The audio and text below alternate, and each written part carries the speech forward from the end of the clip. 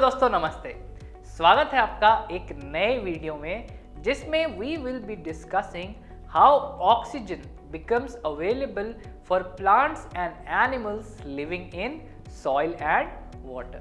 यानी कि पानी और मिट्टी में रहने वाले प्लांट्स और एनिमल्स को ऑक्सीजन कैसे मिलता है। चलिए इस बात को समझते हैं। Both water and soil have air dissolved in them, and that is how aquatic plants and animals and organisms that live in soil get air or oxygen to breathe in।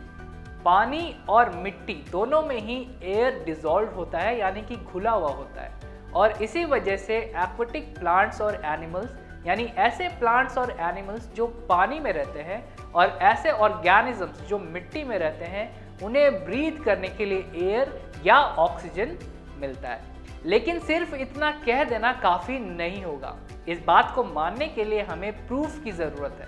तो चलिए देखते हैं एक एक्टिविटी जो demonstrate करता है presence of air in water.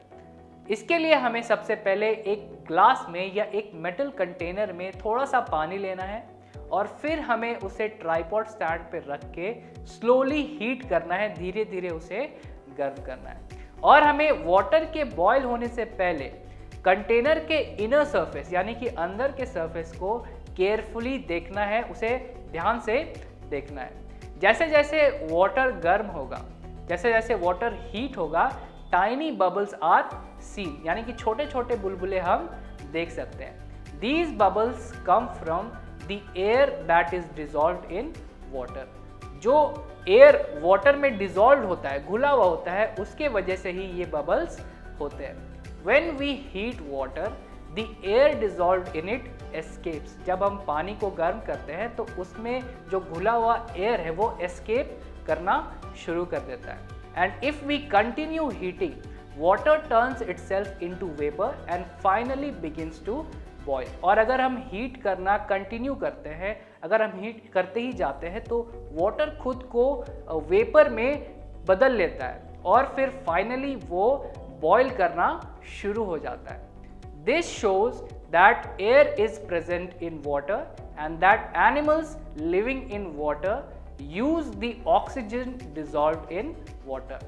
यानी कि यहाँ पे हमें पता चलता है कि एयर वाटर में प्रेजेंट होता है, एयर वाटर में रहता है, और एनिमल्स जो वाटर में रहते हैं, जो पानी में रहते हैं, वो पानी में डिसॉल्व्ड ऑक्सीजन को यूज करके ब्रीथ करते हैं।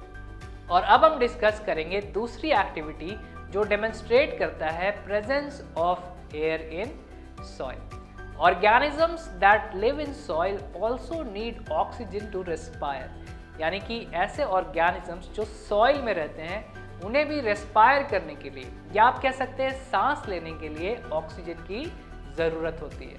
और इस एक्टिविटी में हम ये शो करने वाले हैं कि ऑक्सीजन या एयर सॉइल में भी प्रेजेंट होता है।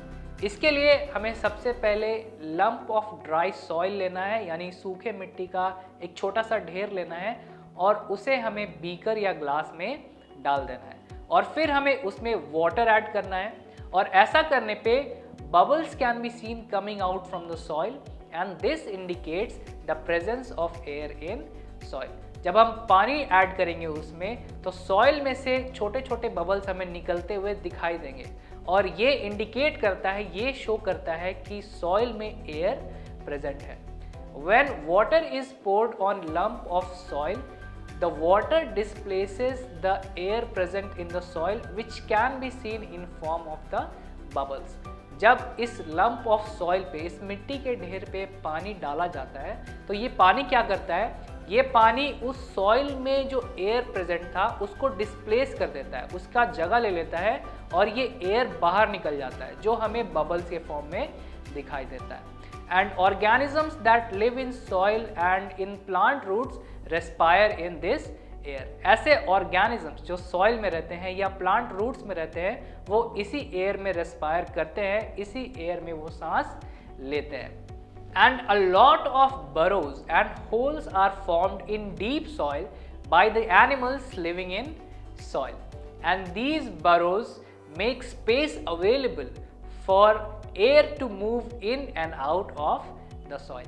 बहुत सारे एनिमल्स जो सॉइल में रहते हैं वो काफ़ी डीप सॉइल में, यानी कि सॉइल में काफ़ी अंदर, काफ़ी नीचे में बरोज एंड होल्स बनाते हैं, मांद या बिल आप जिसे कह सकते हैं। और इन बरोज के वजह से वहाँ पे स्पेस बनता है for air to move in and out of the soil. ऐसा स्पेस बनता है जिससे एयर आसानी से सॉइल में अंदर आ सकता है और सॉइल से बाहर भी जा सकता है। When it rains heavily, water fills up the spaces in soil which are occupied by air।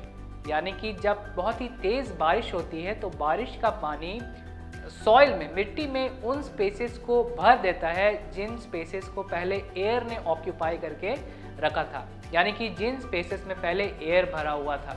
और in this situations animals living in soil have to come out for respiration. और इन सिचुएशंस में जो एनिमल्स सॉइल में रहते हैं उन्हें respiration के लिए या सांस लेने के लिए बाहर आना पड़ता है।